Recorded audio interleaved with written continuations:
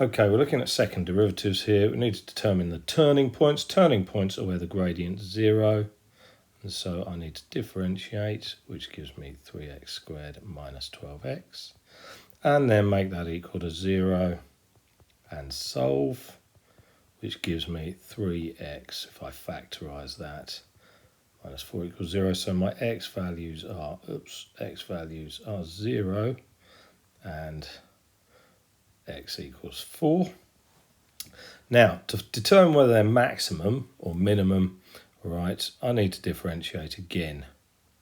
Okay, and that's the second derivative, d2y dx squared equals, so I differentiate this again and I get 6x minus 12. And I substitute in my x values. Now, when I put x is 0 into here, when x is 0, I get 6 times 0 minus 12, d2y dx squared is less than 0, which means that it is the maximum. When I put 4 in, I'm going to get 6 times 4, which is 24 minus 12, which is 12. So it's greater than 0, so that would be a minimum. So that it goes like this, all right, where that's 0 and that's 4. Okay, and the coordinate when x is 0, it's going to be 0, negative 2, because I'm putting 0 into there. Okay, next one. All right, it says a and b are two positive values, all right, positive numbers that sum to 12. So a plus b equals 12. That means that b equals 12 minus a.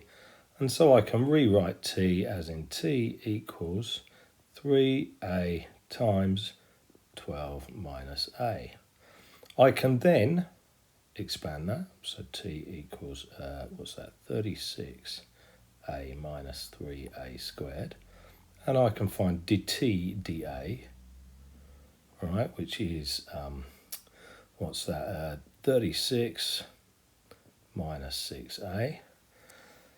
Now, the maximum value, okay, is going to be the turning point, okay, and I'm going to show that it's a maximum value. So the turning point is where this equals 0, and so that's going to be a equals 6, all right.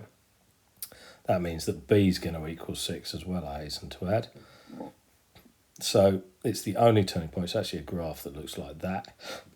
Okay, and then what are we going to do?